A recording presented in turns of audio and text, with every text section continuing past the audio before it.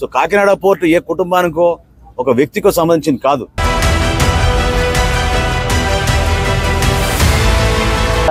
ఎవరు చెప్తావు ఈ కథలు?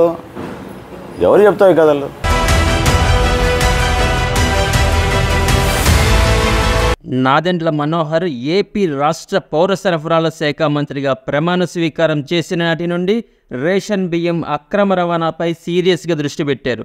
అధికారులను పరుగులు పెట్టించారు. తెనాలి, మంగళగిరి, కాకినాడ పలు ప్రాంతాల్లో ఆకస్మిక తనిఖీలు చేసి అక్కడి గోడౌన్లలో అక్రమంగా నిల్వ ఉంచిన వేల టన్నుల రేషన్ బియ్యాన్ని సీజ్ చేశారు. చిత్తూరు నుండి కాకినాడ వరకు ప్రతి రేషపు బియ్యపు గింజ చివరికి చేరుకునేది ద్వారంపూడి గోడౌన్సే అనేది జగమెరిగిన సత్యం. ఇంతలా విస్తరించుకున్న ద్వారంపూడి సామ్రాజ్యాన్ని ఒకే ఒక్క రోజులో కూలదోశారు నాదెండ్ల మనోహర్.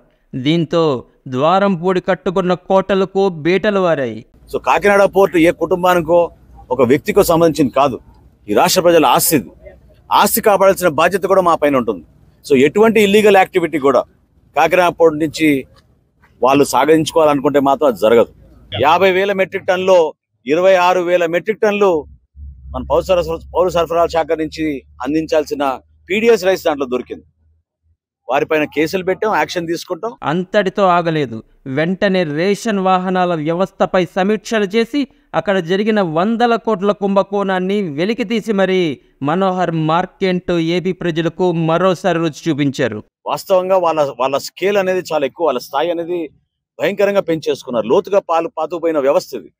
ఆ మాఫియా అనేది కాకినాడ పోర్టును ఒక అడ్డగా మార్చుకుని రాష్ట్ర వ్యాప్తంగా బియ్యాన్ని తరలించుకుని కాకినాడకు వచ్చేటట్టు వాళ్ళు గ్రీన్ ఛానల్ ఏర్పాటు చేసుకున్నారు గతంలో.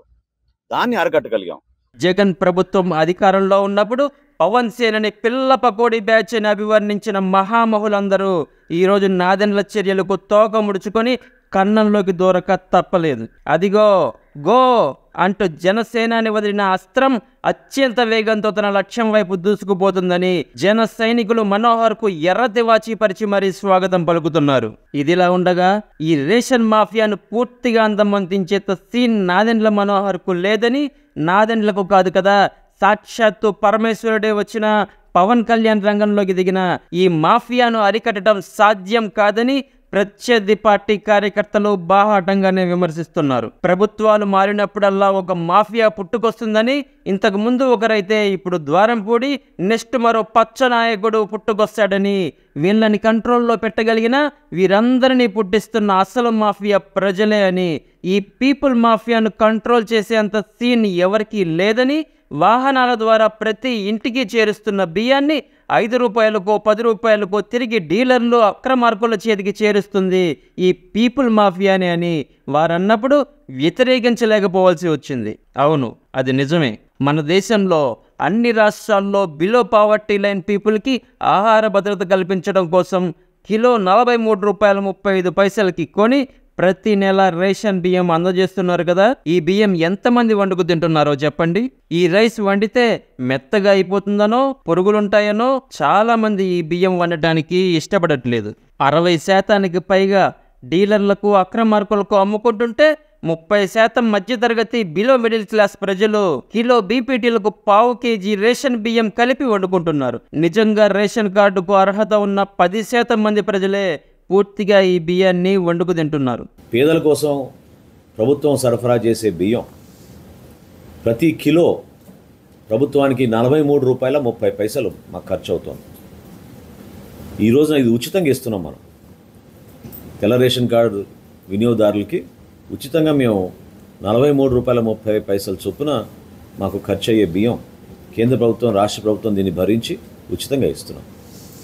వాస్తవంగా జరిగేది ఏంటి? క్షేత్రస్థాయిలో 7 రూపాయలు, 8 రూపాయలు, 10 రూపాయల లోపే వీళ్ళు కొనుగోలు చేసి దాన్ని రీప్యాకింగ్ చేసుకుని వాళ్ళు ఎక్స్పోర్ట్ రూపంలో తీసుకెళ్లి ఇతర దేశాల్లో అమ్ముకుంటున్నారు. ఈ పీడిఎస్ రైస్ అక్రమ రవాణాను అరికట్టడం అత్యంత కష్టమైన పని, నిజంగా సోనా మసూరి సన్న బియ్యం కొని ప్రజలకు పంచిన వారిలో నమ్మకాన్ని క్రియేట్ చేయడానికి చాలా సమయం పడుతుందని, దానికంటే ఆ 43 రూపాయల 35 పైసలు ప్రజలకే ఇచ్చేస్తే బాగుంటుందని, 5గురు ఉన్న కుటుంబానికి 25 కేజీల చొప్పున 1183 రూపాయలు ప్రజల అకౌంట్లోనే వేస్తే వారికి నచ్చిన బియ్యం కొనుక్కుంటారని, ఈ విధంగా మాత్రమే ఈ మాఫియాను అంతం చేయగలమని మేధావులు సలహా ఇస్తున్నారు. గతంలో పవన్ కళ్యాణ్ కూడా ఈ విషయమై ప్రస్తావించి ఉన్నారు కాబట్టి చంద్రబాబు పవన్లను ఒప్పించి తనకంత సీన్ ఉందని మనోహర్ నిరూపించుకుంటారో లేదో చూడాలి. Signing off Shekhar CH.